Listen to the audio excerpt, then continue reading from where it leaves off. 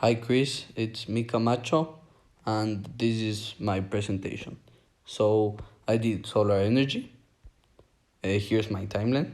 We start with William Adams. He was the one who discovered that selenium produces electricity when exposed to sunlight. So we can see how this is the beginning to solar energy since we are starting to create electricity from a material that's being exposed to sunlight. Then Albert Einstein discovers electrons can be liberated from metal by exposure to the sun. In 1954, the photovoltaic cell. The first photovoltaic cell is created in Bell Laboratories. In 1977, a Solar Energy Institute was created. Solar Energy Research Institute is created in the United States. And in the year 2000, the present day, solar energy is used in residential home, commercial and agricultural businesses.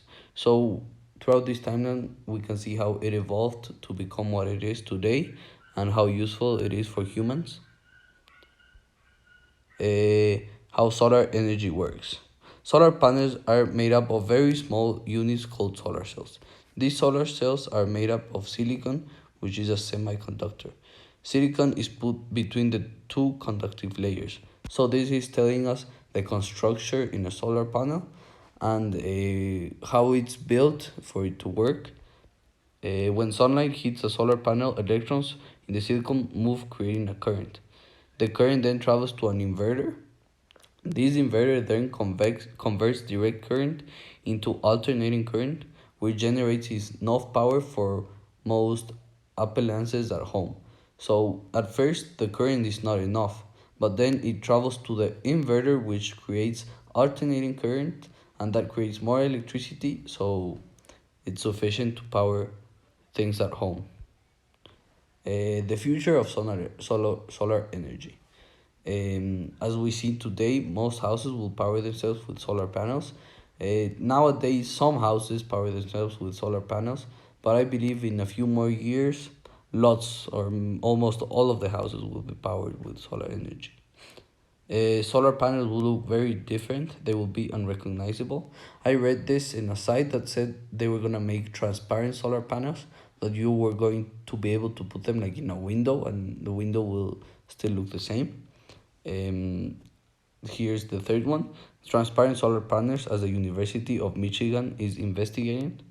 Um, we are going to create more efficient solar panels that can be applied to cars or windows. By more efficient, we can mean solar panels that have a longer lifespan or that create more electricity. No more chunky or unattractive solar panels in the homes of people. As we've seen, like nowadays, these don't look nice in houses or anywhere. They just are not aesthetically pleasing. But in the future, we're gonna work on this. Materials will change to more efficient ones. Solar waste and storage. As we saw in the video yesterday, in the video a few days ago of the tech talk of Michael Schellenberg, we can see that solar energy creates lots and lots of waste, and this is something that's not good for the environment.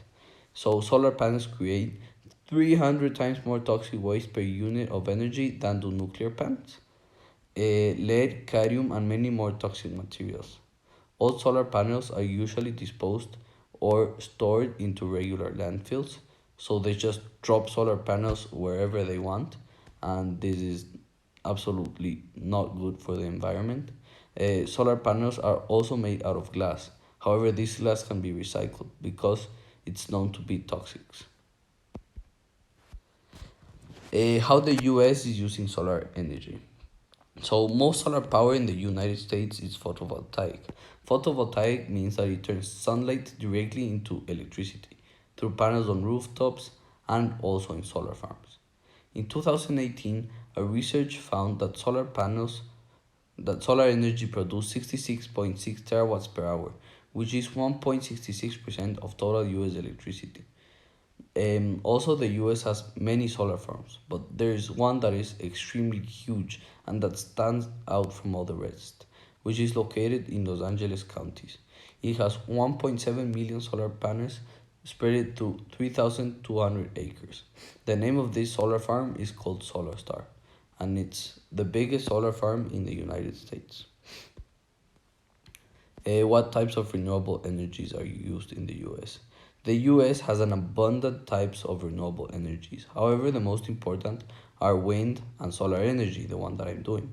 Other renewable energies that the US is currently using are geothermal, biomass, hydropower, CCP, and biopower.